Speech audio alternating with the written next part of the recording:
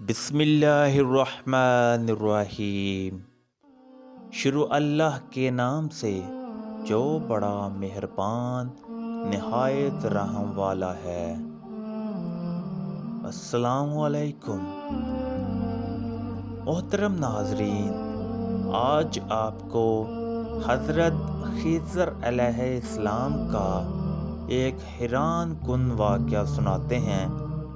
تو آگے بڑھنے سے پہلے سب دوست درود شریف پڑھ لیجئے، اور اگر ابھی تک آپ نے ہمارے چینل کو سبسکرائب نہیں کیا تو پلیز سبسکرائب کر لیجئے۔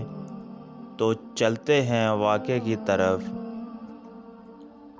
ایک مرتبہ حضرت خضر علیہ السلام دریا کے کنارے بیٹھے تھے۔ اتنے میں کسی سائل نے آ کر ان سے سوال کیا کہ میں آپ سے اللہ کے واسطے سوال کرتا ہوں، مجھے عنایت فرمائیے۔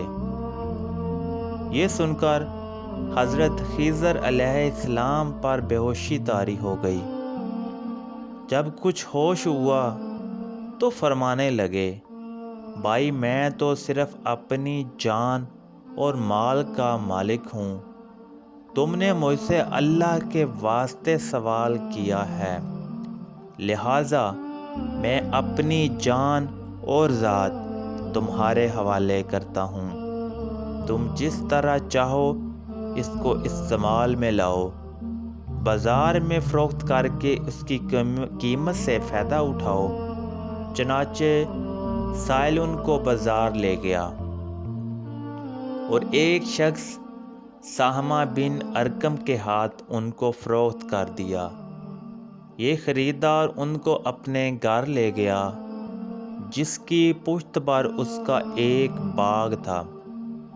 چنانچہ سہمہ نے حضرت خضر علیہ السلام کو ایک کدال دے کر کہا کہ اس سامنے والے پہاڑ جو 3 مربع میل رقبہ میں واقع تھا، مٹی کاٹ کاٹ کر باغ میں ڈالتے رہیں۔ اور یہ حکم دے کر سہمہ اپنی کسی ضرورت سے کہیں چلا گیا، اور حضرت خضر علیہ السلام اس پہاڑ سے مٹی کاٹ کاٹ کر باغ میں ڈالنے لگے۔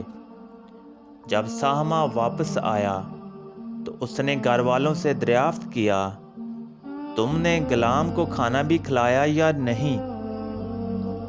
گھر والوں نے جواب دیا کہ ہمیں معلوم نہیں غلام کہاں ہے۔ یہ سن کر جب سہمہ خود کھانا لے کر باغ میں گیا تو اس نے دیکھا کہ وہ غلام یعنی حضرت خضر علیہ السلام تمام پہاڑ کی مٹی کاٹ کر ڈال چکے تھے، اور اپنے کام سے فارغ ہو کر اپنے مولا حقیقی کی عبادت میں مصروف تھے۔ یہ دیکھ کر سہمہ کو بڑا تعجب ہوا، اور اس سے دریافت کیا، یہ تو بتائیے کہ آپ کون ہیں؟ یہ بات سن کر حضرت خضر علیہ السلام پر کچھ بے ہوشی سی ہو گئی، اور پھر افاقہ ہونے پر انہوں نے فرمایا کہ بھائی میں خضر ہوں۔ جس کو سن کر سہمہ کے ہوش اڑ گئے کہ تو نے یہ کیا کیا، ان کو غلام بنا کر ایسے کام پر لگایا، یہ تو انتہائی گستاخی ہوئی۔ پھر ہوش آنے پر سہمہ نے توبہ کی اور پروردگار سے عذر خواہی کے ساتھ حضرت خضر علیہ السلام کو آزاد کر دیا، اور جناب باری میں عرض کیا کہ یا العالمین مجھ سے ان کا مواخذہ نہ فرمائیے، کیونکہ میں ان کو جانتا نہیں تھا۔ اس کے بعد حضرت خضر علیہ السلام نے دعا فرمائی اور سجدہ شکر بجا لائے کہ اے میرے پروردگار، میں تیرے ہی حق میں غلام بنا اور تیرے ہی حق میں آزاد ہوا، اس پر تیرا شکر گزار ہوں۔ بعد ازاں واپسی کی اجازت لے کر جب دریا پر واپس آئے تو دیکھا ایک شخص کھڑا دعا مانگ رہا ہے کہ اے میرے رب، حضرت خضر علیہ السلام کو غلامی سے رہائی عطا فرما اور ان کی توبہ قبول فرما لے۔ حضرت خضر علیہ السلام نے یہ دیکھ کر اس شخص سے دریافت کیا کہ آخر تو کون ہے؟ تو اس شخص نے بتایا کہ میں تو شاذون ہوں۔ آپ کون ہیں؟ انہوں نے فرمایا کہ میں خضر ہوں۔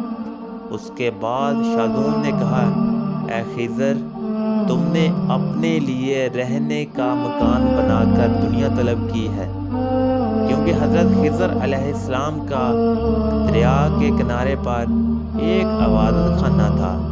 بس یہ سن کر وہ فوراً میدان میں نکل آئے اور وہیں اللہ کی عبادت میں مصروف ہو گئے۔ اس کے بعد حضرت خضر علیہ السلام نے اسی جگہ ایک درخت لگایا اور اس کے سایہ میں عبادت شروع کی تو آواز آئی، اے خضر، جب تم نے درخت کے سایہ میں سجدہ کیا تو تم نے دنیا کو آخرت پر ترجیح دی۔ مجھے اپنی عزت اور جلال کی قسم ہے، مجھے دنیا کی محبت میں رضامندی نہیں ہے۔ اس کے بعد حضرت خضر علیہ السلام نے شاذون فرشتہ سے کہا کہ اے شاذون، دعا کرو کہ اللہ تعالیٰ میری توبہ قبول فرمائے۔ چنانچہ شاذون نے دعا کی اور اللہ تعالیٰ نے شاذون کی برکت سے حضرت خضر علیہ السلام کی توبہ قبول فرمائی۔ تو محترم ناظرین، اللہ تعالیٰ کے برگزیدہ بندے اسی حالت میں راضی رہتے ہیں جو اللہ کو منظور ہو۔